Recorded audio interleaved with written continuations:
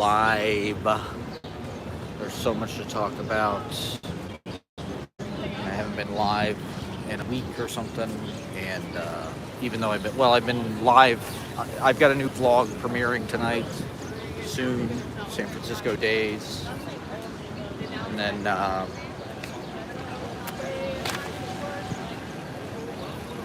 I was live at Ashley's book launch. That's one thing I want to talk about. I want to tell the story of what happened that night. It was a great night. Kudos to Ashley. Congratulations to Ashley on her book, Glib. It's a sensation already. Glib summer has begun. So I want to talk about that. I did just cut my hair, but then I took a shower, so I'm not really sure. You know, it looks so good when you cut it, then you wash your hair and you're like, oh my God, what did I do? But I want to talk, so I'm going to talk about Glib Night. I also want to talk about that line I had about I never came back from the pandemic. I want to talk about that, what that means, unpack that. I want to talk about the BFA controversy. There's a lot of discourse on TikTok about BFAs and musical theater. Are they worth it? And I think that opens up into a larger conversation about the MFA industrial complex in general, just getting a master's degree in the arts, what that means and all that in our country. I also want to talk about the West Village girly controversy. There was an article in the Cut magazine about the West Village girl and how they are ruining society. Or how they ruin the West Village. Or so, to me, the article didn't really seem to be about that, but that's what the discourse on fucking TikTok was about. A lot of women took it like they were being attacked for like making the West Village basic or something, which I don't necessarily think was the complete intention of the article. It wasn't like, a lot of the criticism on TikTok was like, well, the West Village has been ruined. It's been a long time since the West Village was like this bohemian enclave. So the idea that a bunch of like white bitches that just showed up ruined her, they're trying to disown any responsibility, basically, like they always do. Of course, they're white women. They're innocent. They've never done anything. They've been oppressed by patriarchy. So they're innocent. So we'll talk about that. What I really think that's about is it's really about like influencers in a way, and how our actual reality and cities and whatnot are being sort of turned inside out by the homogenization of people's interest on the internet. It's like there's all these basic fucking bitches that get an audience on the internet because they talk about eating at Fort Charles or I don't even know what. Oat milk lattes. So they're able to get a homogenous viewer base on the internet and become quote-unquote influencers. This is something I've criticized recently in my poetry, right, is how and it's been true for a long time, but it's like all these downtown chicks, they dress the same. They all wear like this fake black leather, these big black leather boots, white tank top jeans.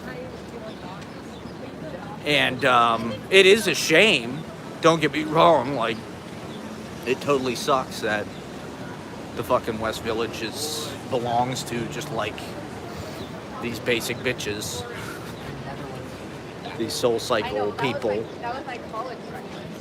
And in a certain way, they are guilty. It is their fault. But it's also a larger conversation that people are just now beginning to have about transplants, about gentrification, and about cost of living, right? People, after 10 years of social justice warrior kind of like nitpicking about fucking pronouns and gender identity and all this, they doubled our cost of living while everybody was squabbling about that shit right out from under us. So now people are sort of waking up, hey, wait a minute. Maybe our pronouns aren't the most fucking important thing in politics. And, in fact, there's 90% of our lives are dictated by economics, by how much our rent costs. And, certainly, like, the structures of identity and things play into that and who gets to participate. But our cities have been just like all of life has been majorly refashioned in the last 15 years, particularly because of goddamn smartphones. And so, I mean, is this what's happening? Is it like now it's like one of the only ways to make enough money to fucking live anywhere is to like be an influencer, and in order to be an influencer, I don't even know, you just have to be kind of generic or something, just be like some kind of Swiftie.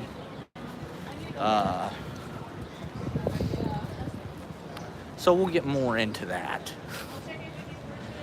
time permitting.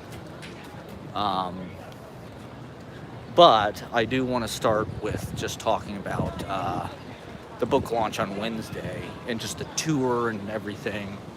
And it's something, we've been looking forward to for a long time. Ashley really knocked it out of the park with getting Anthology Film Archives. We were in the Maya Deren Theater, which I thought was kind of magical and a good omen. The whole thing. But, she went back and forth about where to do it for a while. They, wanted to do it maybe at Poetry Project, or they talked about doing it at this art gallery in East Village. And I thought Ashley should do it at the Algonquin. It's figures in the book, and a lot of our early adventures were at the Algonquin. Thurston Moore was doing this reading series there. He was arranging all this stuff, and so Ashley was his intern. Or something. I don't even know. What do you even call her anymore, Just some free helper. I don't know how much interning. I don't know if she's getting any credit or anything, but I think he paid her. I do think he paid her some small amount of money. But in any case, she really knocked it out of the park by getting Anthology. It's a kind of a legendary fucking place. Jonas Mekas. I mean, Jonas Mekas is really at the heart of, my YouTube page. Anyway, he's really at the heart of everything. When I first came to New York and I went to the marathon, New Year's Day 2011, the Poetry Project Marathon, I had no idea who Jonas Mekas was. I'd never heard of him. Amongst other people that read, but Jonas Mekas was somebody that really blew me away. His films, the first time I saw his films, I just thought they were the greatest films I'd ever seen. They really blew my mind. And then his poetry, of course. He said something about, when I saw him read at the marathon, he said something about, because he's in exile from Lithuania. He's Lithuanian, but he had to leave because of the Nazis during, World War II.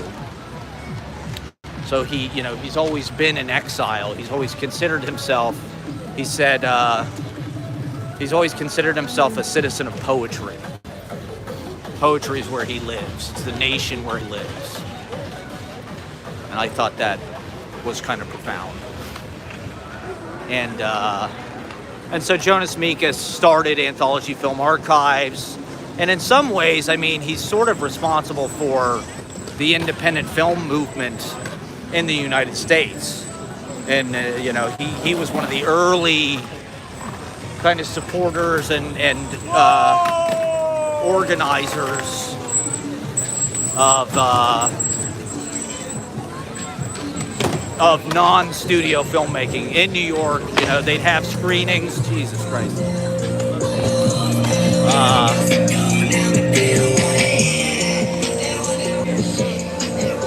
They'd have screenings all over the place, kind of like guerrilla film pop-up stuff almost. And then that eventually grew into the Anthology Film Archives institution in the courthouse. It's on 2nd and I think 2nd Street or 3rd Street. And I think Poetry Project did some workshops there early on. Or like, there were times that they couldn't use St. Mark's. So they did like workshops at that courthouse. It used to be a courthouse. I think I read somewhere Harvey Keitel was a stenographer. Harvey Keitel, I think, is from Brighton Beach. And it said something about when he was a teenager, that was like one of his first jobs. Harvey Keitel worked at this courthouse on 2nd Avenue. And as a stenographer or something. And now it's Anthology Film Archives, which is, you know, it's an incredible repertory theater where they do just really, really good, I don't even know what you call it, art. It's not, it's like beyond art. You know, it's not even like an art house. It's like beyond that. It's more like, I don't know, Poetry Project or Roulette, or it's like this eclectic repertory, experimental, avant-garde kind of institution. God, my hair, I feel like it looks terrible. It always looks bad right after you just wash it.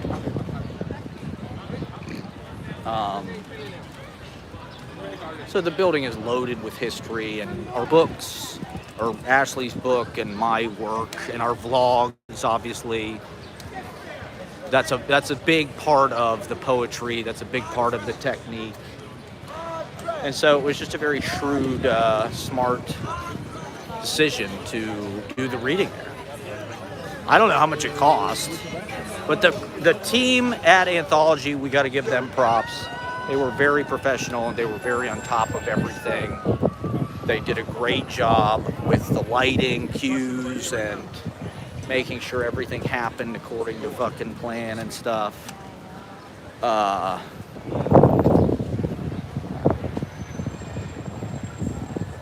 And so it was really, I mean, not only did we get to read there, a place, I don't even know if they've ever done a poetry reading, to be honest, but we got to show our movies. So it was almost like premiering, you know, the vlogs at Anthology. I think Scorsese was there a couple weeks ago. A video popped up in my TikTok of Scorsese being interviewed by somebody. Willem Dafoe. I think there was some Willem Dafoe retrospective or some shit there.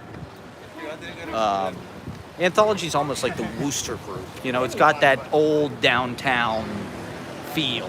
It's you know, it's got that kind of like, I don't know, gritty old New York kind of cred. Jonas Mekas passed away. I mean, he lived to be like 97 or something, but he recently passed away. So within the last few years. So like, hopefully the Anthology lives for a long time, but you know, it's sort of, I don't know, a throwback or out of place in the kind of like new West Village girly. I'm not sure how many West Village girlies go to Anthology to see, you know, Kenneth Anger films or whatever, Jack Smith or whatever the hell it is. Where can I sit? I wonder. Yeah, so I mean, she did just about the greatest job you could do, curating it and setting it up. It was just a perfect lineup of readers. Aristide Kirby, Edwin Torres, Eileen Miles, and Ashley, and myself, of course.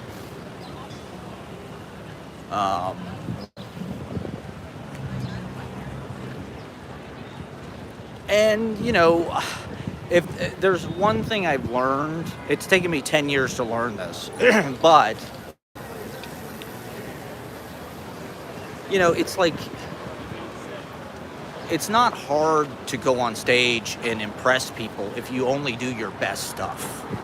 That's not really my approach. I try to be more like a bar band or like Springsteen or the Grateful Dead or something, where it's like, I want my set list to change every night. I want to play stuff that doesn't get played often. It's like, I'm not just going out and I'm like reading the same fucking 3 poems that kill every time.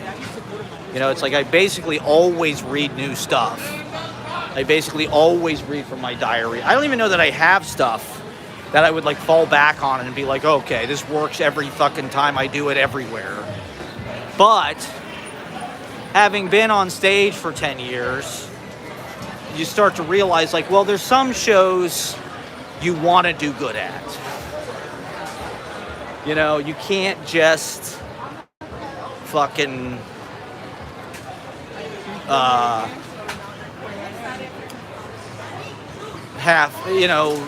kind of riff your way through it. And it's also like a weed smoking thing. One thing that I've noticed is usually, in the early days, I smoked weed to sort of just get over my nervousness. As, it was better to smoke and do something outrageous, have that push you to do something, out of your comfort zone, something that was like pushing you further out in front of the audience or something, than to be sober and be boring, or be afraid, or be,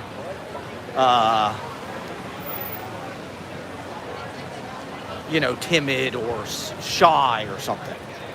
And so most of the performances I've ever fucking done, to be honest, especially in the last 10 years, I just tried to smoke as much weed as possible beforehand. Which, to be honest, was not probably the best approach. Because when you smoke that much, especially when you're nervous and you're going on stage and shit,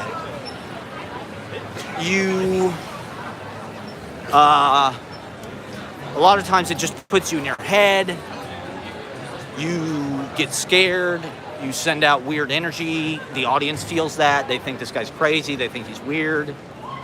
Just like in a conversation. It's almost like if you're sober and kind of just like normal, it's easier to connect with people rather than like smoking a bunch and trying to show off and be profound and blow people's minds and shit. It's almost like they'd rather have you do like, 60% of what you're capable of and be someplace like normal, like a normal person would behave, than to get high and go berserk and do something really big, because that just freaks everybody out. And you just seem uncalibrated. You just seem like, what's wrong with this guy? Why is he being so aggressive? Why is he being so loud, or whatever it is? What the fuck is this? Another key fucking place.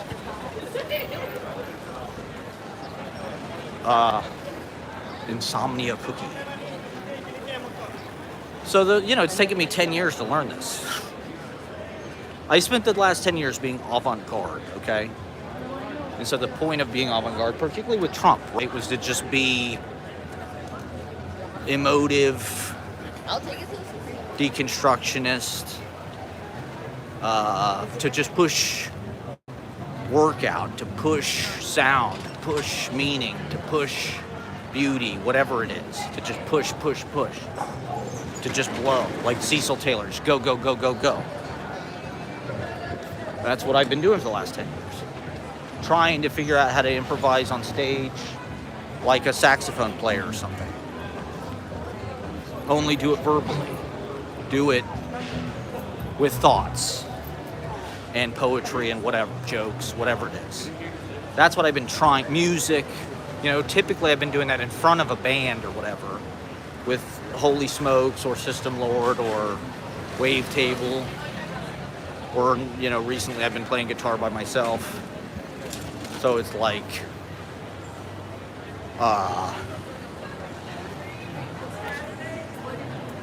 so I've learned, like, you know, certain times you want to do good. You don't just want to get up and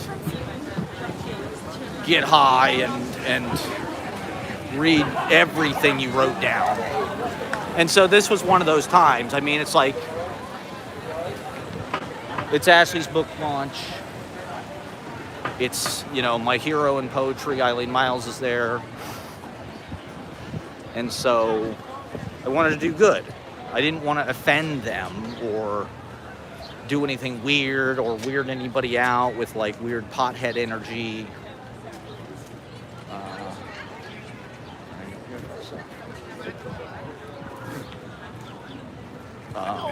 Not as easy.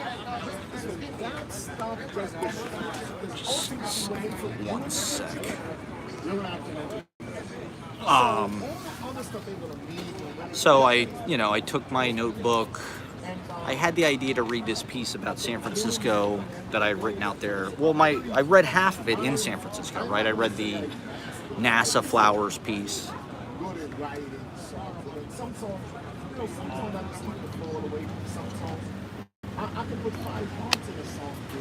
And I don't know what it is about traveling, or maybe it's just San Francisco.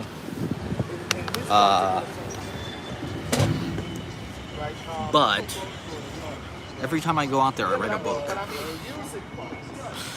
And so I had these pieces in my notebook that I'd written in San Francisco that were like travelogue, the NASA flowers piece. And even before the reading, I was like, I should publish this as a chapbook. It just sort of worked as like a 15-page, like, it was a brief trip, 5 days or something. So I've got like, I don't know, 20 pages in my small notebook. So if I type that up, it'd probably be like a 15-page chapbook. And it just, I don't know, it just, you know, it's like train ride or something. You're just like, okay, I'm on this trip. I'm turning every moment I can into poetry, and it lasts about that long. It's not like, you know, 60 pages like my other city books. It's like this short little jaunt or something. And so, I don't know, when you're trying to choose what to read at this stuff, you're like, I don't know, you just do it by feel and intuition. You know, as an artist, it's just like that drives so much of what you do. It's just like this kind of like groping in the dark or feeling things out where you're like, yes, this feels right. You know, I've got this piece that I wrote in San Francisco. It feels finished. It feels like a real. It's got a real kind of body, and but it also refer right to Ashley. So it had a lot of Ashley lines and kind of like stuff, biographical stuff from her life. You know, and like we know Ashley from New York, and we spent a lot of time here. So I thought it would be nice maybe to show people, like, you know, because being out there with her, it's like I learned, you know, you learn more about somebody where they grew up and with their family and things. You know, you see kind of more about who they are. So I don't know. In my head, I was like, well, is this going to seem like pandering, that I'm just like, oh, let me do this thing that's like sort of like flattering to Ashley or whatever. Or is it even going to make sense to people? Like, I'm in New York and I'm reading this piece about San Francisco. Like, is it just going to feel like irrelevant or something? Is it going to feel like not applicable to anybody's? So I sort of went back and forth about it, but I didn't know what else to read. You know, I was like, well, you know, a lot of the pieces in Glib might be sort of like in dialogue with some of the pieces in my zines. So I'm like, you know, should I go through and, you know, pick like the strongest pieces from my zines and try to do something that like corresponds with Glib, or, and I don't know. And then, so we were walking the night before the reading, and Ashley's roommate Noah asked me what I was going to read. Which, to be honest, the question kind of took me off guard, because it's like, it felt like he was saying, because I was kind of the weak link on this reading. I mean, the only reason I got the reading right is because of Ashley. She invited me. And, you know, everybody on the reading is like a powerhouse, like New York, kind of like Titan or whatever. And so, and I'm the white guy, you know, I'm the Tom Arnold of the thing. So I'm like, I don't really want to bomb. And,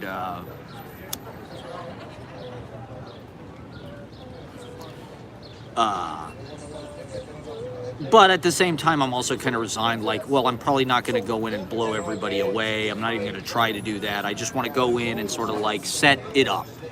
I was scheduled to go on first, which, you know, is not unusual for me. You know, I had to go on first at that Bruce Andrews reading, and I don't mind going first. I'm good at it, really, because I break the energy open, and I kind of can be comfortable, and that can kind of help the other readers. But at the same time, it's also like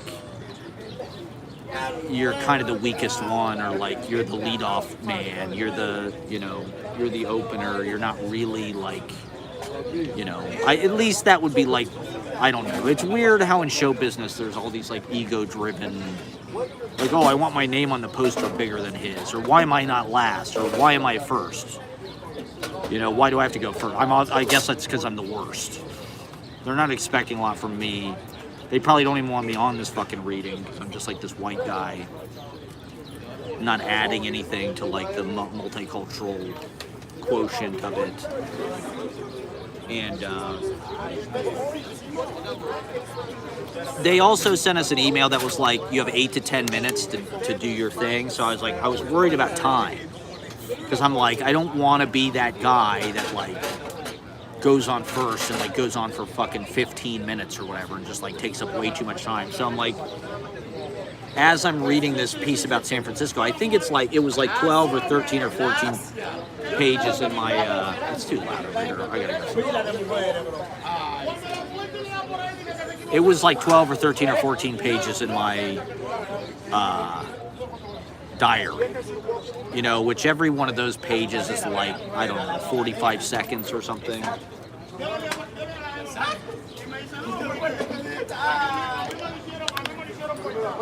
Okay.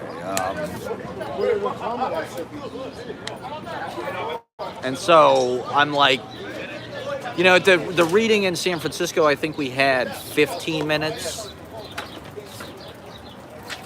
And it's nice. I mean, if you're going to do like a sort of a feature thing, it's nice to do like at least 10 minutes. You know, it's nice to have that much time to kind of play with and to really say something, you know. But I didn't really know how strict they were going to be about it. You know, I didn't know if people were going to get offended or, you know, if they were going to try to cut me off or something if I went long.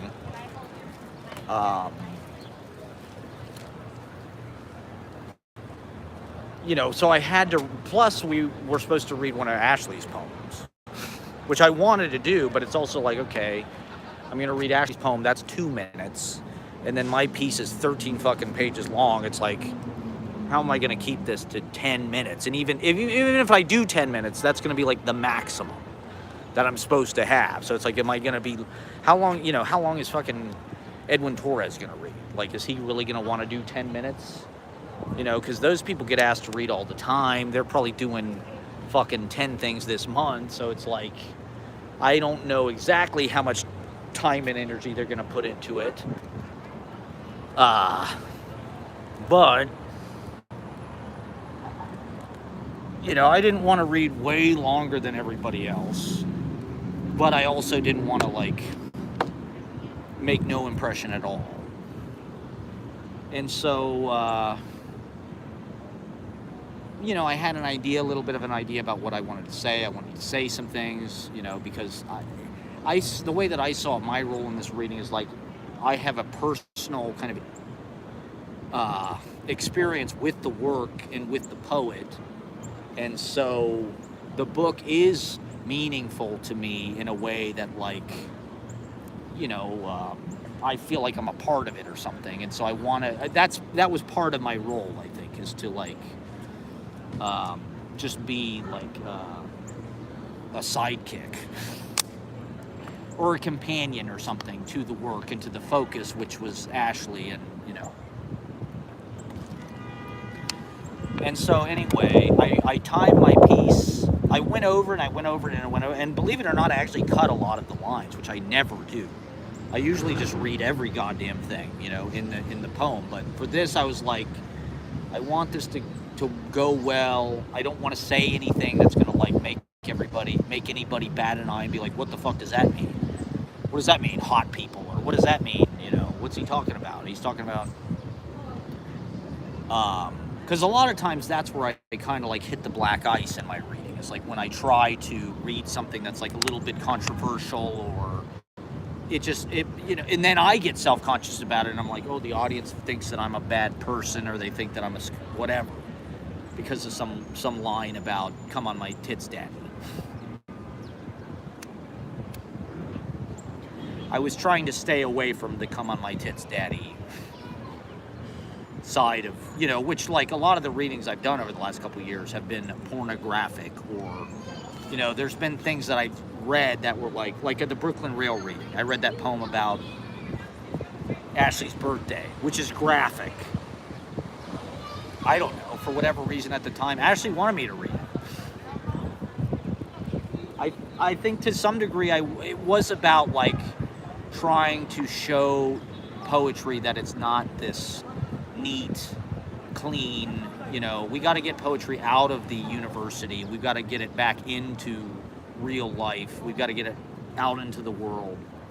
And so I did want to do something that was going to like mess up the carpet of these academic fucking people with jobs. I did kind of want to like dirty the fucking the mud flaps, to just show them like, hey, I'm not an MFA, I'm not a woke fucking like grant winning establishment poet. I am like, this is who I am, and fuck you. I am living outside of the system of the status quo of Poetry Incorporated and all these MFAs and BFAs and all of this shit. So, you know, I wanted to read something that they can't read, which is me expressing my heterosexuality, I guess. Whereas for this, like I said, I wanted to go do a good job, but I also just wanted to like, well, I wanted to do a good job, you know? So I really went over the piece. I cut a lot of lines. I didn't cut a lot, but like, you know, I cut things that I didn't really think worked. Which, if you read my chat books, that's not really what I do typically. Typically, I just put everything in there because that's how thinking works. You know, sometimes you just have some thought that comes out of nowhere and it doesn't relate to anything, and then you move on to something else. It's not always focused. It's not always on subject, you know. Whereas with this, I wanted it to be smooth. I wanted everything to be kind of like smoothed over, and so I read the piece in the bathroom the night before to just see how long it was, and it was like 8 minutes and 24 seconds. So I'm thinking, oh my God, I'm fucking. The other thing I didn't want to do was read fast, because we had seen this guy at Poetry Project, and he started his reading like, I timed my reading and it was 30 minutes and blah, blah, blah. I try to, you know, and you can tell when poets are self-conscious about like, oh, I don't want to go over. I've only got one poem left or 2 poems left. It's a way of like apologizing for your work and saying, oh, I don't want to take up any of your time. What I have to say is not worth it. You know, it's this kind of self-deprecation to be like, well, I've only got 1 poem left, or, you know, I'm almost done. I'll get out of your way soon. You know, I wanted, but it's, so I didn't want to read fast, which I kind of have a tendency to do sometimes. Sometimes I like reading fast because that's how fast your mind moves. And I do just want all of these things flying at people, and like things fly right past them and they catch whatever they can. But seeing that guy read at Poetry Project too fast, I was like, I don't want to do that. You know, it was sort of like a little bit of like a warning. So it's like, I don't want to read this piece fast to try to do it in the time limit. The thing is, the time limit doesn't really matter. If the audience is with you and you're in the neighborhood of the time limit, like, that's okay. You can go over. No one is going to bite your head off. It's like, it's just you don't want to do 20 minutes or something. You don't want to do something way over. Unless you're just killing, I guess. But, so in any case, you know, I did go over it and go over it and go over it and go over it. And, you know, it wasn't, the editing is kind of the easy part, actually. You know, that, even though it's the part I don't really do typically, editing it is kind of like gravy. It's just like, oh, you're just cutting things and putting them together. It's not like you're doing the hard work of like digging shit out of the ground like you are when you're writing. So in any case, you know, I was a little nervous about it. Not that I really thought it was going to change my life or anything in any way, but it's something we've been looking forward to for a long time. You know, this book has been in the works for over a year, and so it was important to do it in a way that honored the experience of the whole thing, because it has, you know, it's been a fair portion of my life too, like living with Ashley and being a part of the poetry and the journey of this book from like the manuscript to the publication, you know, seeing, like I said, it's almost like a season of Curb Your Enthusiasm. You know, Larry's opening a restaurant. This season on Curb, Ashley's book gets published. So she's meeting with her editors, she's going out to Odeon, she's going out to this, that, she's going to dinner with Eileen Miles, she's got, you know, this reading, whatever. I've been sort of like an accomplice and involved in the process in a certain way. And so I wanted to do, you know, it was also kind of I have to live vicariously through Ashley's success. So it was also like, you know, a big victory or whatever. It was a big day for me too. It's like in Goodfellas, right? Where Tommy and Jimmy can't get made, or Ray Liotta and Jimmy can't get made because they're not full Sicilian. They're Irish or whatever. So they have to live through Joe Pesci. And he gets shot. So it does feel like I'm sort of like, I'm like Tommy, or I'm like Ray Liotta in Goodfellas. I'm living through Ashley getting made. Being a straight white male, I can't be made. The Poetry Mafia doesn't make straight white males anymore. At least not if they're white.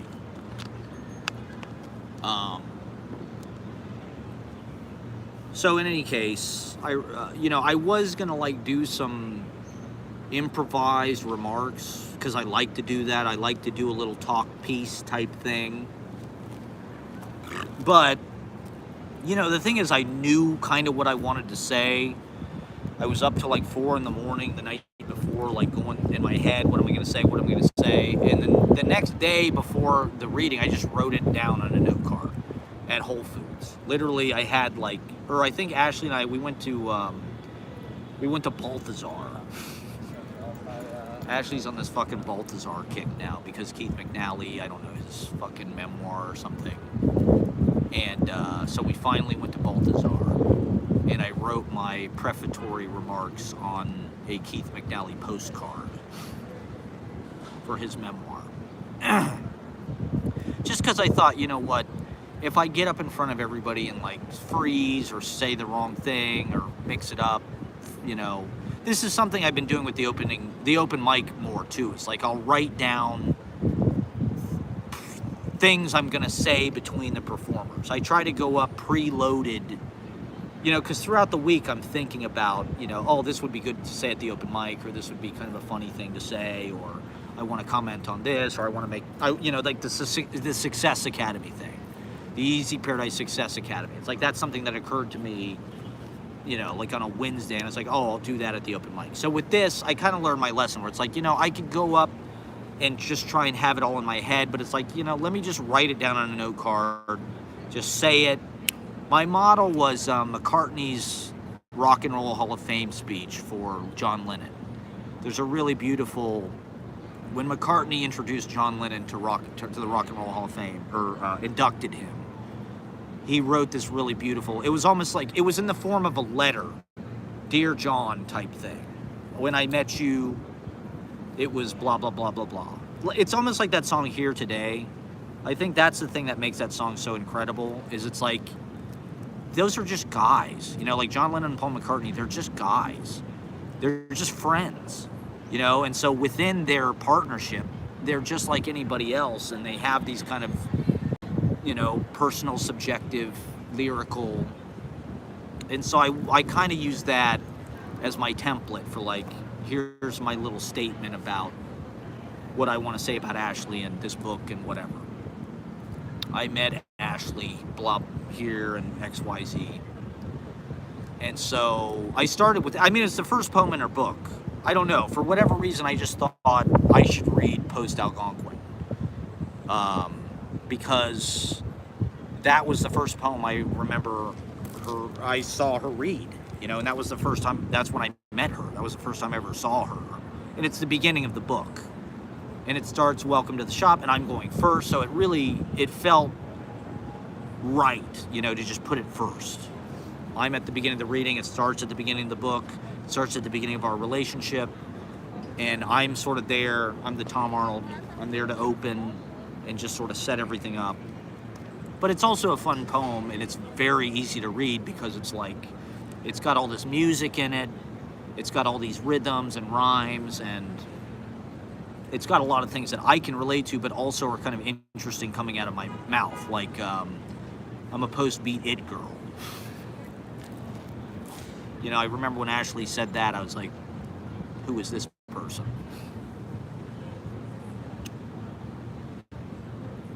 You know, you don't typically hear, you know, when you go to a poetry reading, particularly an open mic, it's almost like a preview. It's almost like sitting through trailers of somebody's personality. Where it's all like, it's almost like it's like looking at a menu, like, oh, I like that person, based on what they say. You can kind of tell, oh, I fuck with that person or I don't fuck with that. You know, this person that's reading like some kind of classical shit that rhymes about like, oh, you know, ancient metaphors of like Poseidon or something. That's like, oh, I don't fuck with that. But oh, noise rock is the new dad rock, and I'm a post-beat it girl, and Weldon Keys, and I'm perfect. Are you perfect? It's like, oh, all of this shit's like, I get this. This is speaking to me. I want to know that person. Who is this? You know, poets are kind of this weird secret society.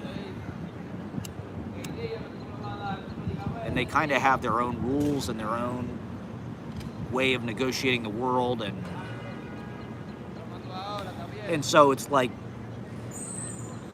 you know, people that are obsessed with poetry, it's like you almost know they're going to be your best friend or something, because like you have such a niche interest that almost nobody knows about, and it all has to do with your mind and your personality and your verbal kind of like expression. And so, you know, open mics are a great place to farm for new friends, because you just have everything in common, and you see the world kind of in a similar way. And you know, this is something I keep seeing TikToks about, or just like, you know, so many people have a problem meeting people. You know, oh, I just moved to a new city, I don't know how to meet anybody. I feel bad for those people. I mean, I used to be that way, I guess. When I first moved to New York in 2009, I would just go to Lake Sound Lounge and I'd just stand there with a whiskey in my hand, because I did not know how to talk to anybody. I would just stand in the bar for like hours, just standing there, not saying anything, just looking around. Partially because that's what I like to do, but it's also like I just did not know how to talk to anybody. And so it did take me time to learn that, but I would say like open mics are like this unbelievable way to make friends. I've made all of the best friends I have, I would say, that I met them at open mics. Because you have everything in common, you know. They do it for the love of doing it. They do it for the love of poetry. And they're not some academic superstar, egomaniac on a book tour or something that thinks they're better than everybody else. They're just chillers, you know, who are out in bars. You know, that's one of the reasons why it's so important to have these readings in bars, because it's like, it's not a university, you know, it's not a fucking MFA program or the fucking Lillian Vernon Writer's House or whatever. It's like there's real people here. There's people who aren't just academic hole in the wall, kind of like people hiding from life. There's comedians, there's musicians, there's patrons, there's eccentric local characters, there's drunks. You know, those are the people that need to hear this shit. You know, somebody came up to Ashley's after Ashley's reading on Monday and was like, they loved her reading, and they're like, I feel like your poetry is for people who don't like poetry. I don't think that's a bad criticism at all.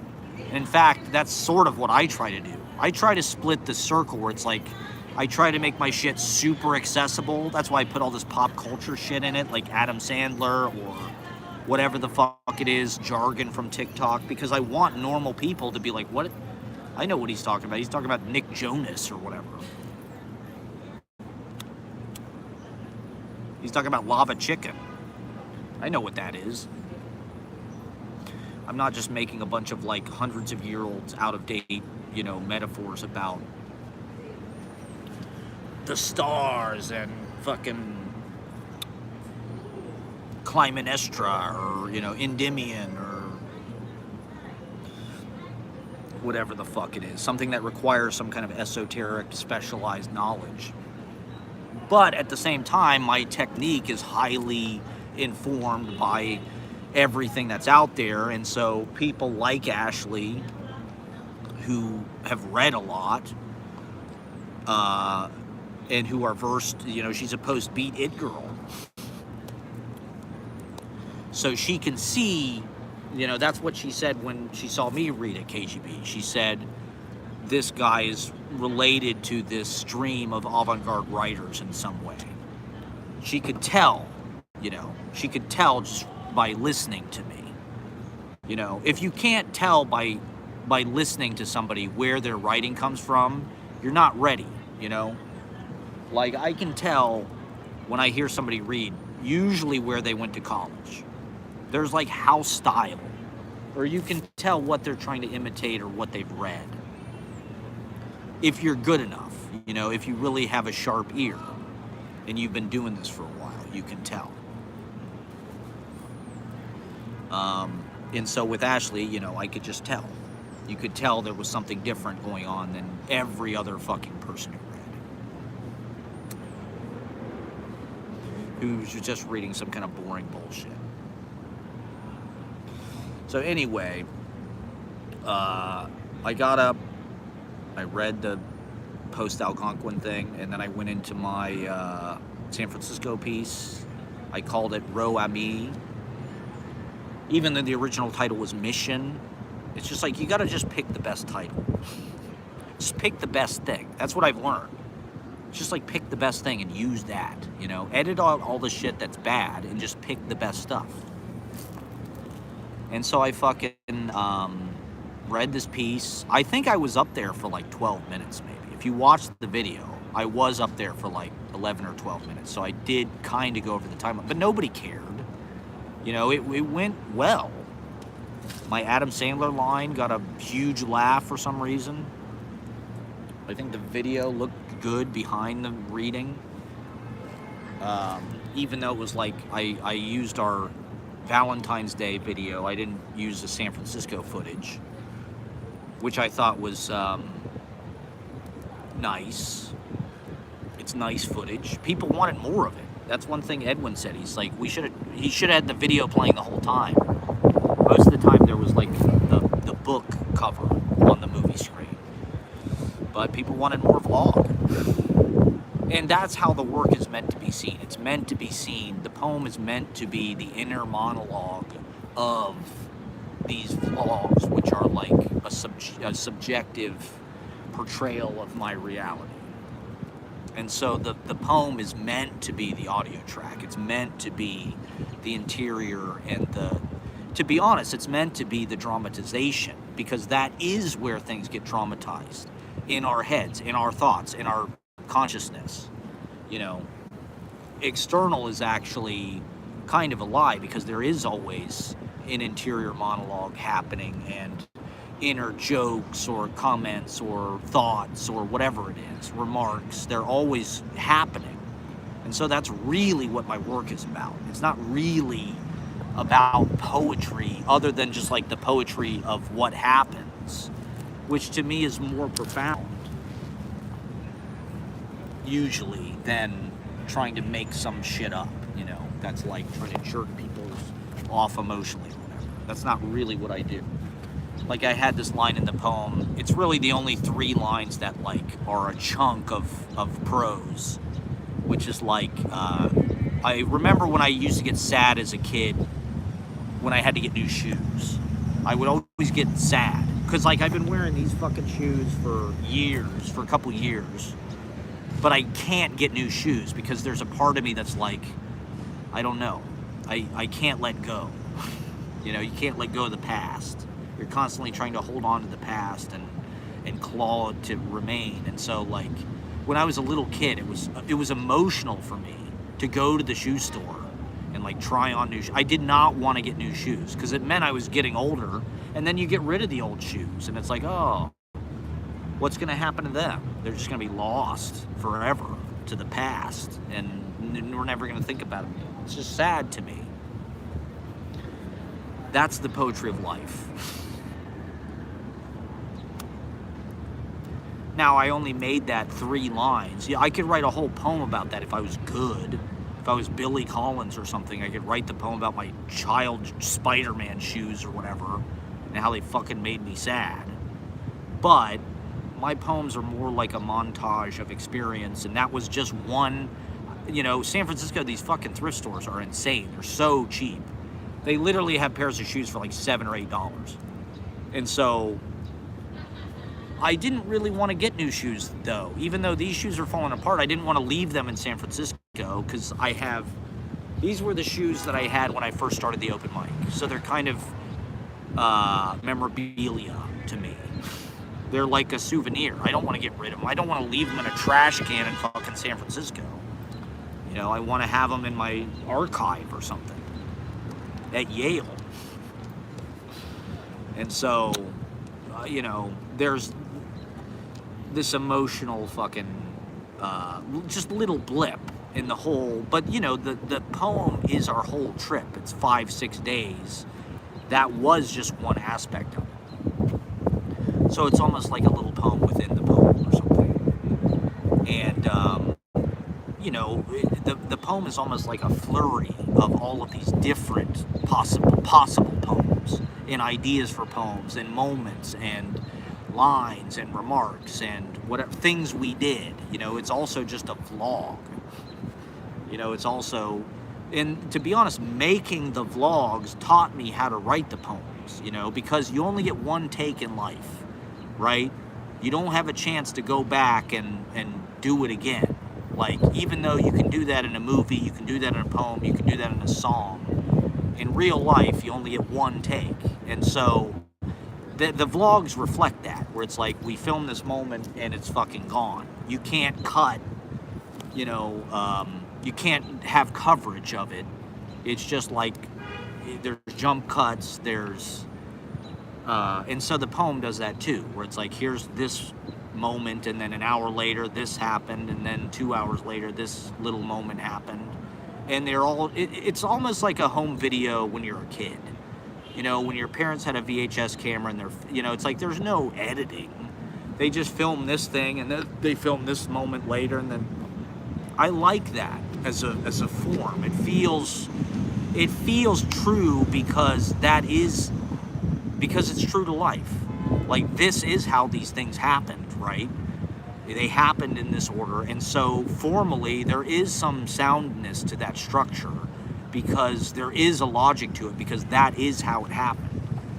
But at the same time, I am pre-editing by only choosing the highlights. I'm only choosing the best lines. I'm only writing the moments of poetry down. I'm not writing down a bunch of other shit that, like, I'm just trying to fill quota or something.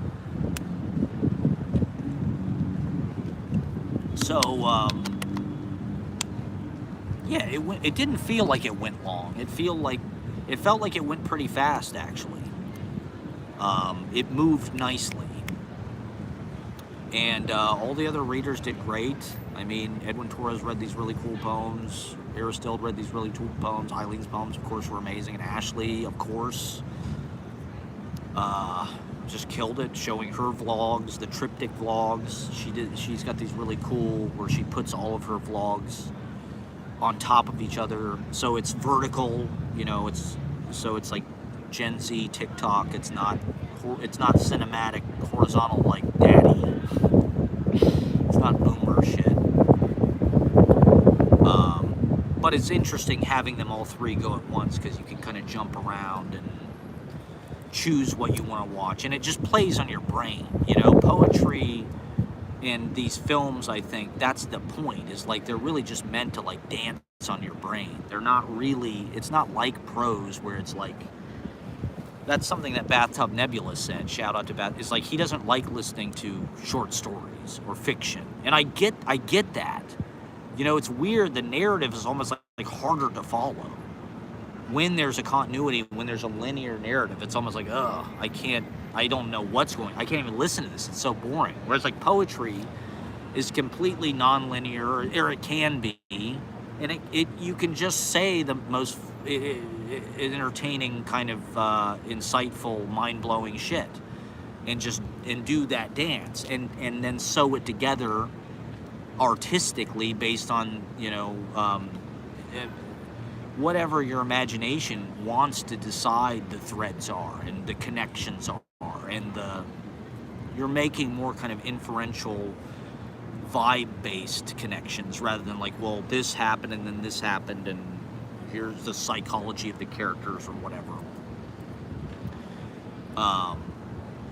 And so, you know, having the film with the poem is actually, and you know, having the audience was amazing. It was Ashley's friends for the most part, but they were very good. And you know, having people like Edwin Torres and Eileen Miles watching what you're doing, you know, we've done the same fucking show like at Young Ethel's, at the library, right, where we've shown videos and read, and almost nobody was there. I mean, Jason T. Cucker was there. But, you know, to have people like Eileen Miles and Edwin Torres absorbing this work that we really have been working on for a couple years. I mean, this was the culmination of all of this stuff, all of the open, I mean, a lot of these poems in the book Ashley read at KGB for the first time right after she'd just written there about KGB, or, you know, read them wherever, at fucking Otto Shrunken Head, or Jefferson Market Library, or Dear Mama, or, you know, we've done all kinds of fucking readings, right? Unnameable, wherever it was. You know, these poems are like road tested already, you know, and this technique, you know, the kind of road show of the 70mm vlog with the reading. That really is the way it's intended to be seen. And so this was kind of the culmination of all of that. I did kind of think more people were going to be there. I was kind of surprised that a lot of people didn't show up. But you know, maybe Ashley didn't invite them, or I'm sure, you know, she was specific about who she wanted to come. She did not want any ops there, so, you know, maybe everybody she wanted to be there was there. And like, it wasn't like, no, you know, there was probably 25 people there or something. It was like, it was well attended, but it didn't, I thought it was going to draw more people out of the woodwork. Which thankfully it was a drama-free night. It was a great night, honestly. It was a great night. It was one of the greatest nights of my life, to be honest. I think everybody had a lot of fun and was maybe kind of even pleasantly surprised at how well it went. You know, it wasn't like these other New York events where it's a bunch of people in fake black leather trying to be cool. wasn't Forever Magazine or The Drift or some kind of Dime Square bullshit. And going to San Francisco is like, Jesus Christ, people there are so friendly, and the energy is just not bottled up like it is here. I mean, everybody in New York is trying to be so apathetic and so demure and so like blank about everything and cool, and it's just like, it doesn't really help me. You know, my tendency is to be bigger and emotionally outer, and, you know, having a bunch of people that are just like looking at you like you're fucking crazy or something, or like, who is this guy? Because they want to seem like they're some kind of like cold-blooded, ruthless fucking like coolest people in the fucking world, and they're not. They're just shitty. They're all just a bunch of fucking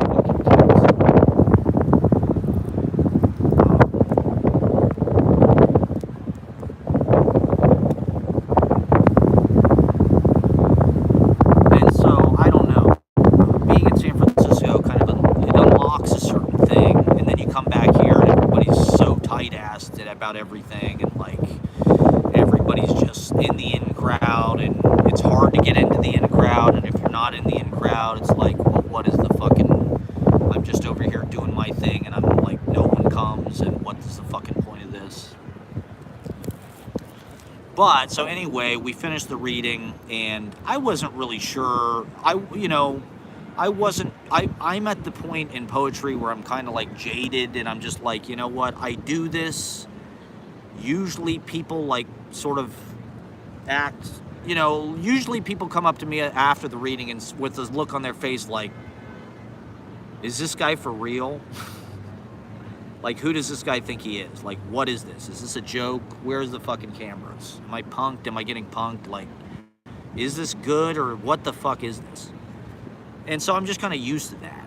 And like, I don't give a fuck. I do my thing. Like I said, everybody in New York has a stick up their ass because they're all trying to be, I don't even know, fucking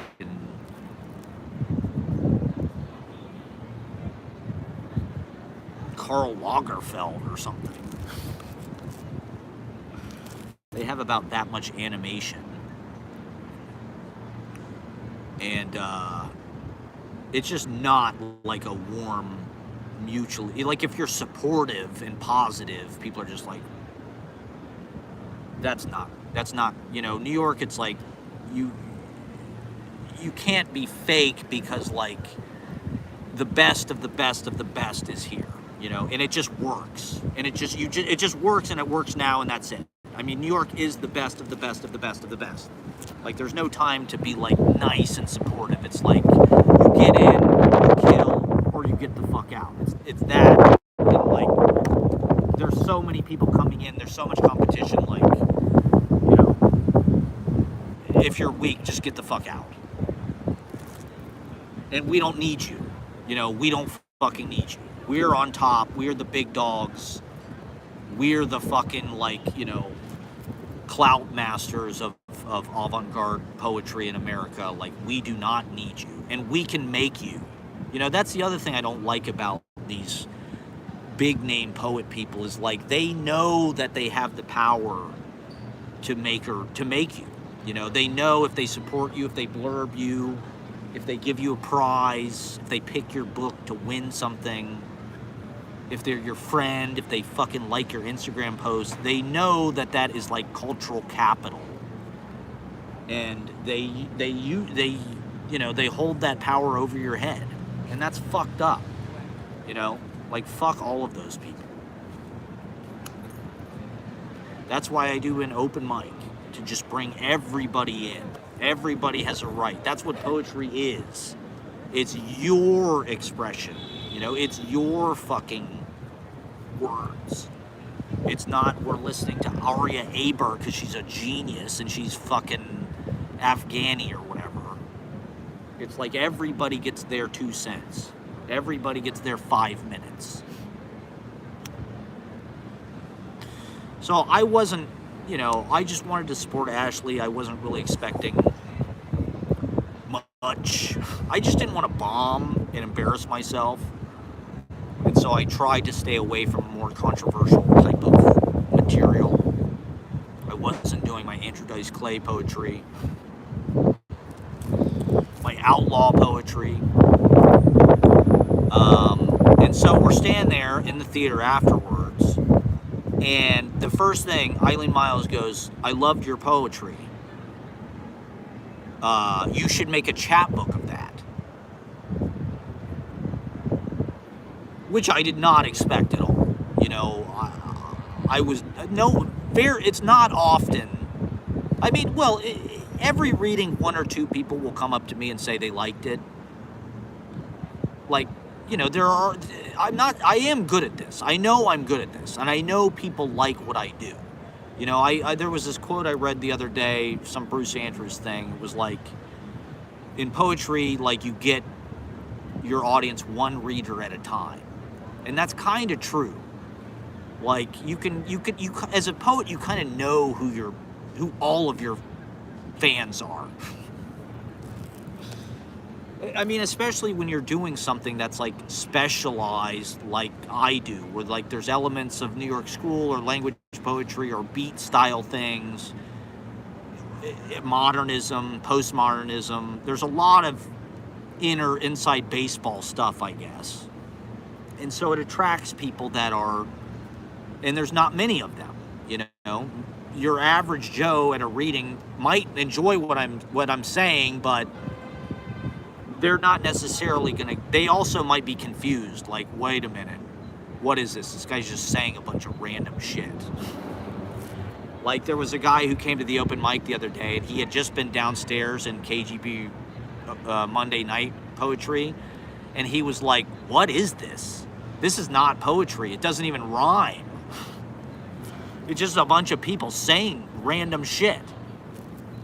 It's like, kinda, yeah, that kinda is what poetry is. That is what it is to me. Like, I basically make a list of shit that I want to say in front of people, and I try to weave it and structure it in an artful way, based on the aleatory kind of experience of consciousness as I know it.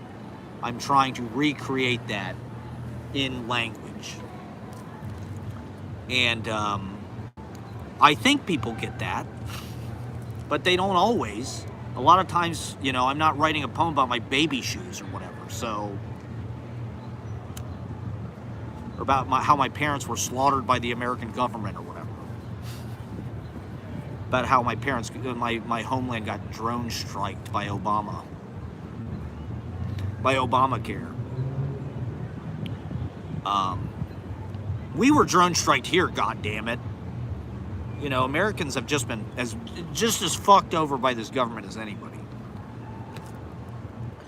So yeah, I couldn't believe that was the first Eileen Miles. That changed my life. You know, when Eileen Miles said that changed my life, because fuck everybody else. You know, I mean, that's all that matters. You know, like, if Eileen Miles gets what I'm doing and sees value in it, that is like what you need. I don't know, that something like that can keep you going, you know. So yeah, that was the first thing. They said, I loved your poem. Why don't you should publish a chapbook of that? And I went, that's exactly what I was gonna do. But I was trying to play it cool too, you know, because I didn't know if they know who I am or what they think about me or whatever. So I was like, I wasn't trying to be too forward with like, oh my God, I love your work and blah, blah, blah, and I know everything about it and blah, blah, blah. I wanted to just be kind of like, oh, thank you, you know. That is what I just wanted to kind of try to be friends, like when you're just meeting somebody, you know. I didn't want to bring all this baggage in about, oh my God, I love your work and all this. I didn't want to overdo that. I just wanted, like, hey, this is just somebody I met at a reading. I want to be friendly, you know, just like I would with anybody. It's not about, like, what can I get from you? Hey, you think I should publish my chapbook? Well, why don't you, can you get my manuscript to somebody? You know, I didn't want to be that guy. I didn't want to be like, oh, fuck, you think you should publish it? Well, hey, introduce me to some people or whatever. You know, I didn't want to be like, hey, what can you get for me? I just wanted to be friendly and have a nice conversation. And so, I mean, fucking Anthology Film Archives, what a great venue. There was a little reception out front, and we went to dinner afterward at Lucien. And I think I had a nice conversation with Edwin Torres. He remembered that I did stand-up comedy. And he asked me about it. What a great guy. What a cool guy. The fact that he wouldn't remember that. How nice. And an amazing artist. I mean, just a fucking amazing, amazing poet and magician. Everyone was very friendly. And, yeah, Eileen Miles said they said your notebook piece. They said that piece you read from your notebook. Everybody sort of recognized that it was a notebook piece. And they were like, and I was like, they were like, you read that out of your notebook? And I was like, well, you know, I heavily edited it, which is not exactly true. I wouldn't say I heavily edited it, but I did edit it. I'd say I probably cut about 10% or something. Maybe 15%. And I just tried to smooth all the transitions over. So, you know, I did a little work on it. More than I usually do. But I always tweak the things that I write a little bit. It isn't strictly, you know, first thought, best thought. There's always a few things that get tweaked. But part of my process in my education has been like, I'm gonna try, you know, it has been years of developing this notebook technique where like things kind of flow together, but in this cubist way where like, you know, the subjectivity is constantly changing from I to you to they to, you know, the point of view is changing, it's shifting. Your place in time is jumping around, the future to the past to the now. And so like, you know, this technique it's something that I've practiced for a long time to get to the point where I could write something in my notebook that is a pretty usable final draft on the first try. Which is different than most people's idea of how you write poetry, which is like, oh, I come up with something and then I write a bunch of drafts, or I revise, I add stuff, I take stuff out. It's like, I don't really do that. You know, I try to make everything I write down count. That's something that improv taught me. It's like you use everything, right? That was something this guy I worked with in a restaurant who was really good at improv. He was in this group called The Boss at the Magnet. They all had beards. And he was like, his intention and what he was trying to do was use everything. Nothing is wasted, right? That was the goal of improv. No matter what somebody does in the scene, you try to figure out a way to make it make sense. That's yes-anding. And so that's what I try to do with my poetry, is just try to use everything and try to make it work. Not that it does, but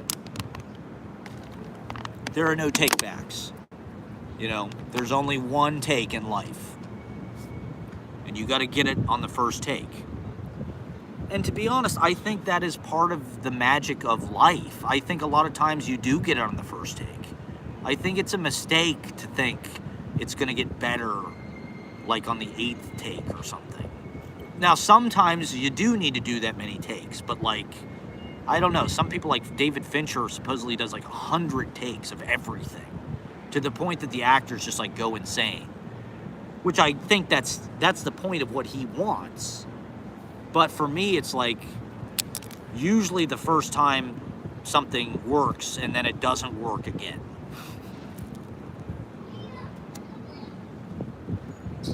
I think that's natural. It's almost like every take is a first take. Every take is a new song. Every live stream is a new song to sing. And so that's part of what I try to aspire to when I'm doing performance. I think performance is an opportunity for new material. And to, just like Johnny Carson has a monologue every night, that's more how my poetry works. Where it's like I have a new monologue every week about what happened, the poetry of the week. And so that's why I always read new stuff. I need it to feel fresh. A lot of times when you read older stuff, depending on what it is and what the circumstances are, it can work or it can be, I don't know, like stale bread or something. Not always, but, and there's uses for stale bread too. You put that in a stew or something. You put gravy all over it. Yeah, so, I mean,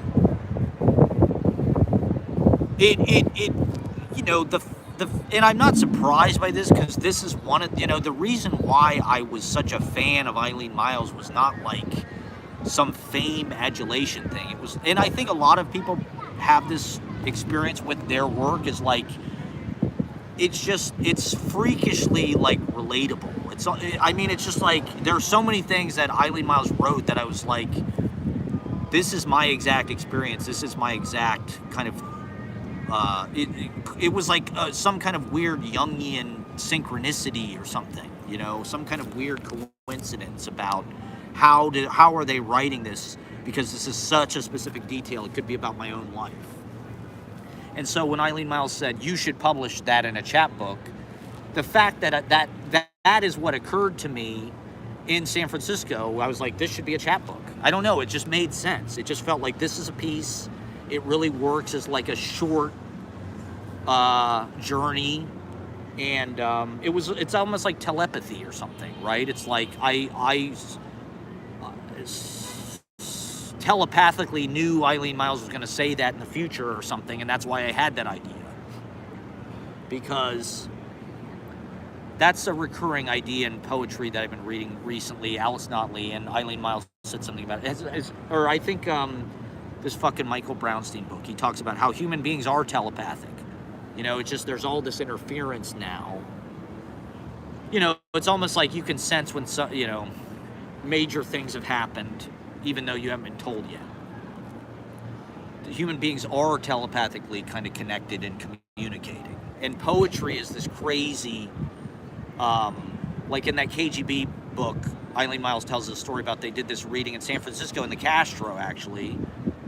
And they made a comment on stage about how awful it'd be to be like William F. Buckley's kid. How the worst parents in the world would be like William F. Buckley and his wife.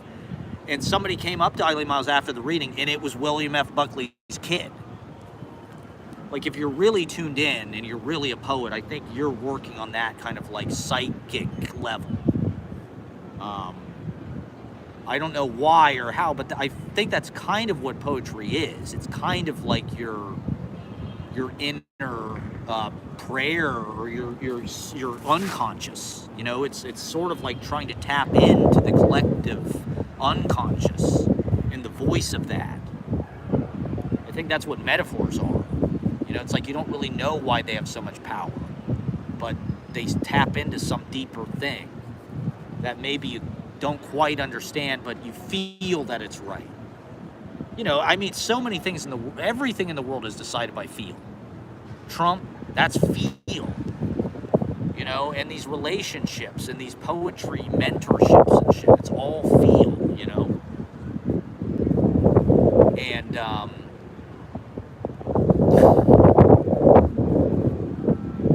we had a nice conversation we talked about the Pope. I was super stoked that I got to talk about the Pope with Eileen Myles. It was really a dream come true. The Pope of poetry, Eileen Myles. Because, we just got a new Pope, so it felt like pertinent. It felt like, okay, this is okay to talk about because it just happened. And I don't know, I was wary to talk about poetry stuff. I didn't want to just get into some kind of like psycho conversation about James Schuyler or whatever. I just wanted to relate, like, this is just some person I met. As far as they know, I don't know anything about them, so I don't want to, like, spook them out by being like, oh, I know in this book you said this. In my experience, that freaks people out. So I just wanted to be, like, meeting them in a friendly way on their own terms, and they were so cool. They were one of the nicest people I've ever fucking met. And I mean that. They were so goddamn friendly, it was insane. We were sitting, because I was sitting at the head of the table at Lucienne, and Eileen Miles was here, and Ashley was on the other sides. So we really talked, like, for the whole dinner. We talked about the Pope, we talked about Neil Simon movies, we talked about Shirley MacLaine. Eileen Miles mentioned they had went to see 8.5 recently at Film Forum. And they talked about the apartment. But I was also nervous as fuck, because I'm like, don't want to screw it up, and you're like, well, they're gonna go talk to somebody else at any time. They're gonna find somebody more important. They're gonna, who am I? Why do they want to talk to me? Usually, at certain points, somebody gets up and goes and talks to somebody else. But it was like this gift. The whole night was like this gift, to be honest. Where it was just like, they were very kind.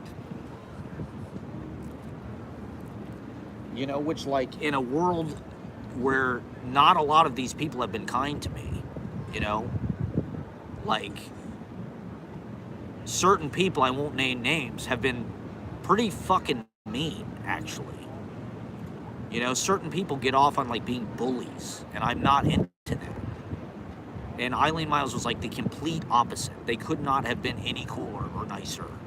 Like, just very kind, outgoing, I would say, in a way that, like, they really didn't need to be asking me questions, curious. Like, what a fucking amazing, like, thing for somebody that,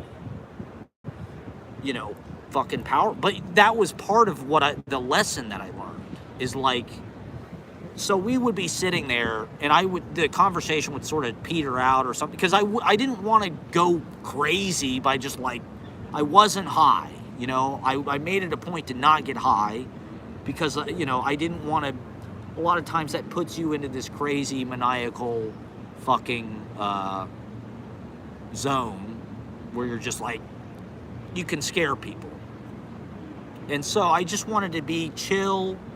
I didn't want to, like, be, a parasite or something.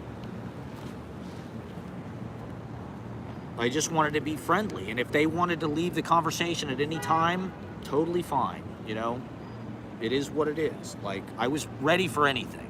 I did not go into it expecting anything. It was Ashley's night. I had the rabbit. It was excellent. Eileen Miles ordered a burger that was not on the menu. I thought that was a classy move. And it was just cool to discover this poet that, like, we have a lot of infinities, and I don't know, I get along with people from that generation, I think, better. I know who Shirley MacLaine is. And so we would be sitting there for a minute, and the conversation would sort of peter out, and Eileen Miles would just kind of does this thing where they, like, kind of smile and just kind of, like, and it was like this burst of light energy. It was like a refresh of just, like, oh my God, like, light, rather than, like, oh, the conversation's ending, I'm going to talk to this person now who's more important than you, and, or I need to get around the room, talk to other people. Just like this, it was just such an interesting, friendly, like, rejuvenating wave of energy. And that was just such a huge lesson, because it's like, they're living in this positivity, they're living in this light, and they're living in this, like, I don't know, friendly space, or, like, it's easy for the energy to tank, or negativity, or fear, or whatever to come in. And so to just have this kind of, like, gesture of friendliness and like it's going to be okay and like I like you or whatever that is. You know, it felt like very familial in a way. I feel like I fell in love in a certain way. But it was also an important conversation. We started talking about Louise Glick because they had mentioned something about how they were supposed to meet with Louise Glick, and Louise Glick like reached out to them a couple times, but they never actually met up. And then Louise Glick died. Eileen Miles was saying Ron Padgett would play tennis with Louise Glick. I thought that was kind of an amazing image. But, you know, we were talking about Louise Glick and the Nobel Prize and this and that. And, you know, just the subject of prizes and whatnot and who gets that stuff. And to hear Eileen Miles' perspective on it was so fascinating. And honestly, it also changed my attitude towards things, because one of the things they were saying, and I don't know, I probably shouldn't say this on the internet because it's like, it was like a conversation, you know, that was like personal, but like, they were talking about, they were on the panel to choose the National Book Award. And they were saying that they voted for Fred Moten. Obviously, Fred Moten should get the National Book Award. But they were saying that, like, the committee didn't even debate it. You know, it was a foregone conclusion that Louise Glick would get it because she hadn't gotten it yet. And they were all her pals, and they're all in the Academy of American Poets, and they're straight white people with tenure, and they've been getting their dicks sucked by Poetry Magazine since they're in their 20s or whatever. And so they're all in this club, this sort of like waspy country club of like the prize-winning wasps or whatever. Louise Glick and Robert Lau and fucking, I don't even know, you know, C.D. Wright or fucking Robert Haas or, you know, Elizabeth Bishop or fucking, I don't even know, you know, Frederick Seidel. And so they said they didn't even debate on it. It was just they all agreed it's going to go to Louise Glick, and why even talk about Fred Moten? You know, that was not even entertained. And they, you know, that was also what we were talking about with the Nobel Prize. And, you know, from Eileen Miles' perspective, these spaces are straight. These spaces are white. And I think that's very true. When you get into that upper shit, the Nobel Prize, the National Book Award, whatever the fuck, like, I think that it's not the Lambda Awards, you know, it's not the fucking, you know, it's not Nightboat or something, you know, it's like, they are very fucking privileged, pampered, you know, detached, disconnected, out of touch. And Louise Glick won the fucking Nobel Prize in Literature. This straight, white, thin, attractive, you know, woman who teaches at Yale. And the poetry is also very straight, was also one of the things we discussed.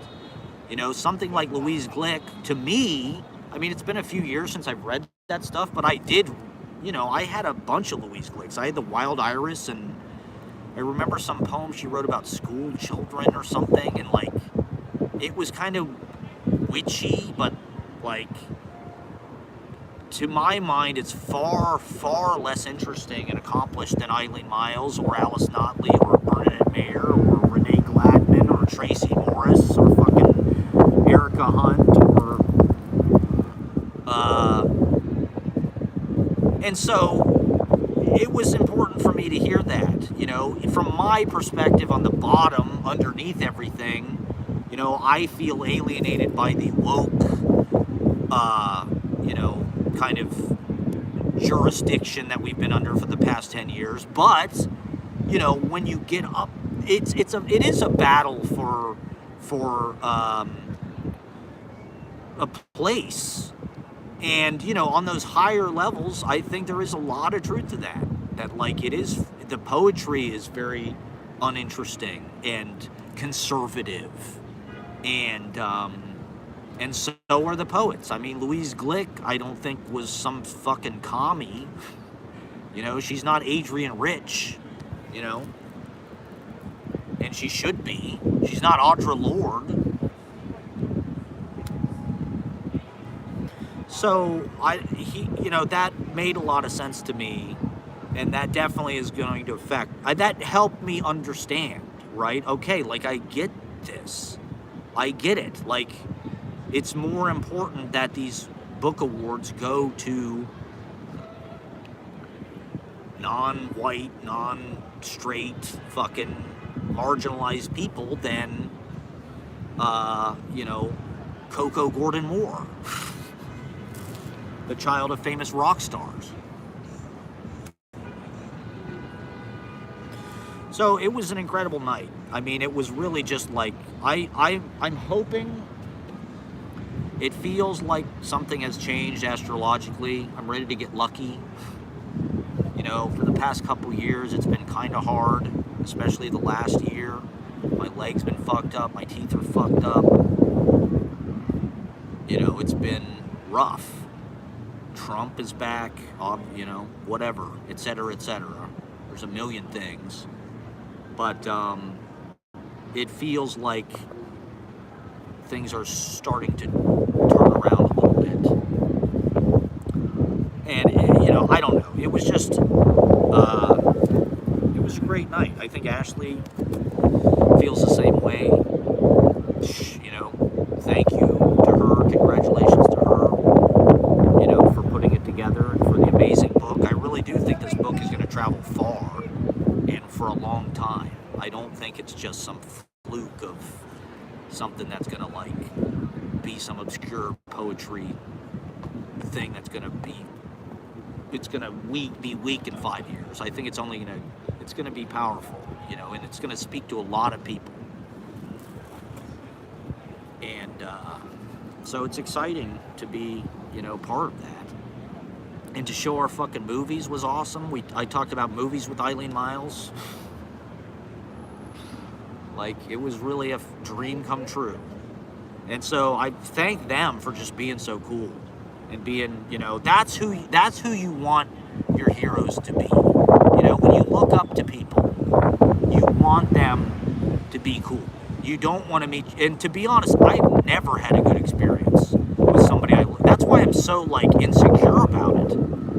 Because, everybody who the first famous person I ever met, Al Franken, was a fucking douchebag. And it's been like that ever since. And so I just got it in my head, I must just not be good at meeting famous people, or whatever I'm doing is grading them and rubbing them the wrong way. This was the first good experience I've ever had with somebody I looked up to. All the other poetry people I've met have been fucking pricks. Eileen Miles is cool as fuck. You can tell, just a good fucking person.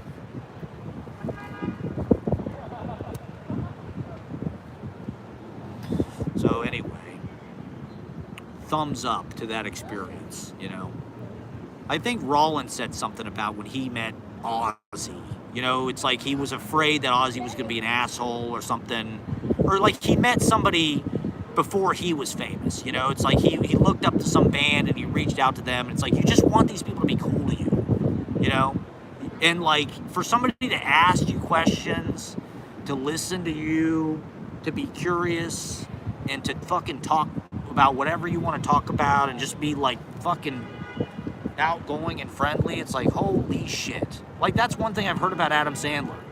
All these fucking I've read so many comments of people on the internet, and this is what I saw last year when I saw him in person. It's just Adam Sandler is the nicest guy in Hollywood, and he will go out of his way to talk to you. If he's on the phone or something and you yell something at Sandler, when he's off his call, he'll come find you and sit with you and be like, hey, how you doing? It's that's pretty fucking cool for somebody that famous, How does he not get tired of that? But I think you see that in his movies. His movies, it's he has consciousness for all his friends and family. His grandma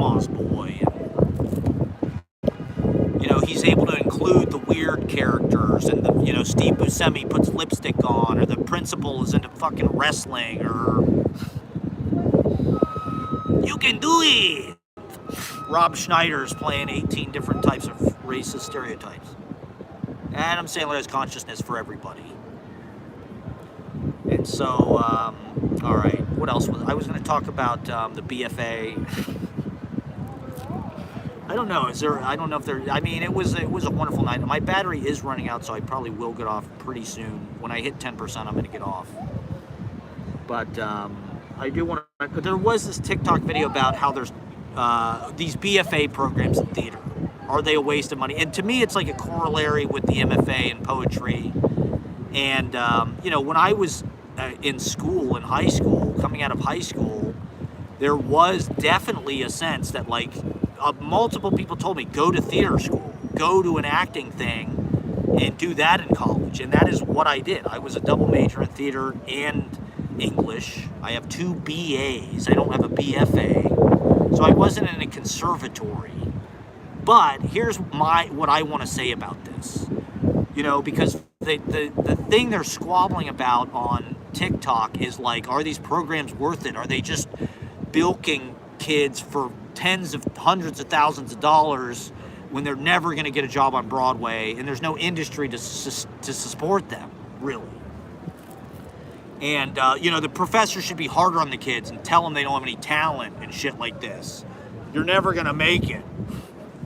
And professors do that anyway. I mean, theater professors are all the people who didn't make it. That's why they work in fucking colleges. Because they're not on goddamn Broadway or in movies or on TV. They teach at some fucking college in the middle of Ohio. And, shame other people. A lot of the most successful people I know from my theater program did not get cast in anything. They were like me in poetry, where they never got a call back. They were just sad. Why am I not? They felt really insecure about the fact that they never got cast in some fucking production at Ohio State. Meanwhile, they moved to LA and killed it. It's that's what I will say is your most marketable years as an actor are when you're young. And the thing that I've seen in our culture now is you need to get famous as young as possible. The biggest stars, they all started when they're fucking kids. Leonardo DiCaprio, fucking Taylor, whoever it is. Fucking Joaquin Phoenix, River Phoenix, whoever it is. That's Miley Cyrus. They were all Britney, whoever the fuck it is. Anybody who's famous now, or got famous in their 20s or whatever, they were fucking child stars. I guarantee you. Because I think it does take 10 years to just get up to speed. I've been doing performances in New York for 10 years, and I finally feel I'm okay, I'm comfortable now, and now I'm one of this peer group, but it's taken me 10 years, and if you start doing that when you're fucking 6 years old or something, or 10 years old, it's by the time you're 20, it's you really, you're comfortable, you've got a lot, you're no longer green, you've had a lot of stuff thrown at you, you've got a lot of experience. And so, what I would say to anybody who's, wants to be on fucking Broadway or whatever, it's these conservatories are going to do nothing for you, okay?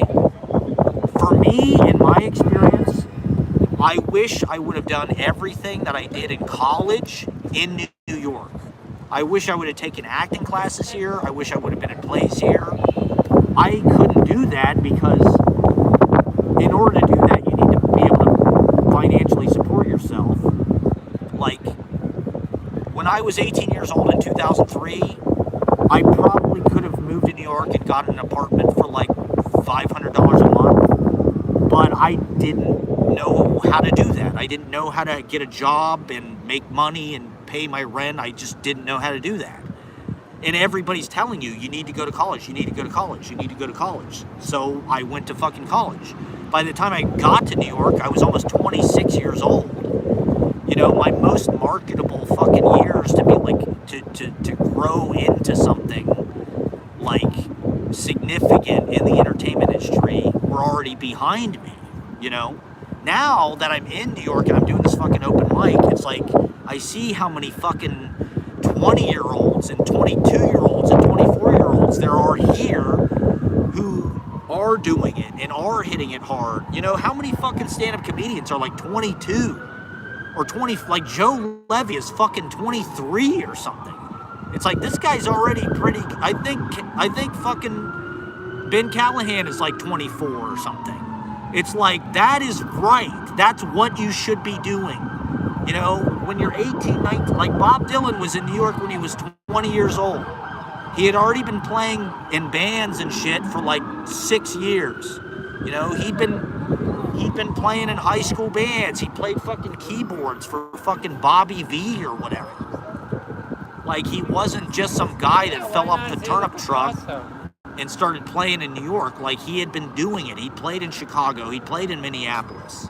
He played every fucking place. He traveled around the country. He'd ridden trains. He'd ridden his fucking motorcycle up and down Highway 61. So by the time he was 20, he had a lot of shit to say. He knew a lot about life. He'd seen a lot of things. That's how he could write those fucking songs. If you're in college till you're 25, you don't know shit about life. That's why I hate these fucking MFA programs, because it's incredibly presumptuous to assume some 24-year-old like is going to come out of that and be some master of writing, when it's like they've been in school their whole fucking life around a bunch of other rich pricks at Columbia University in a gated, embowered fucking citadel of privilege. And so what I would say is just like, our culture, that's where our culture has been siphoned, is into these corporate universities where they get these kids laden with debt by the time they're 24. So they're in debt servitude when they graduate, and they're just on the fucking consumer materialist work slavery treadmill. And rather than have the culture be in New York, in bars and coffee houses, rather than have the poetry be in the real world, it's in these universities where, oh, if I pay $40,000 a year, then I can be a poet. Then I can be friends with fucking Anselm Berrigan, and he'll be nice to me because I'm in his fucking cohort. Because I bought his fucking mentorship. All of the artists in this country work for these fucking universities. And I think it sucks. I think the work is bad. It's safe. It's what they read at KGB Monday night in all of the institutions. You know, it's all fucking garbage. It's all safe. Mr. Rogers bullshit. Not that Mr. Rogers is bad. They're bad. And my battery is about to die. But I think the culture has been bought and sold to people through these BFA programs. And you don't need them. It's like, go to the neighborhood playhouse. Go to HP Studio. The thing is, I was getting cast in fucking plays. I didn't need to take acting classes in college. I was getting cast in everything I auditioned for. I was just watching this interview with Tom Cruise. He never took an acting class. He was working. You don't need to be in a fucking scene study if you're in goddamn scenes. If you're in a movie, if you're in a play, you do not need to be in a fucking scene study. That's okay if you want to do that, but if you're already good enough, you don't need a bunch of people who failed at it to tell you how to do it. Robert Forster, one of my favorite actors, never took a fucking acting class. The only reason I took them is because I thought you were supposed to. I thought you had to. I was already doing shit. If I would have just observed, you know, they can't teach you how to be an artist. It's just you observe your work and you shape it in a way that you think is right. It's like, oh, that color's not right. I'm going to put this here. Oh, that line is too long.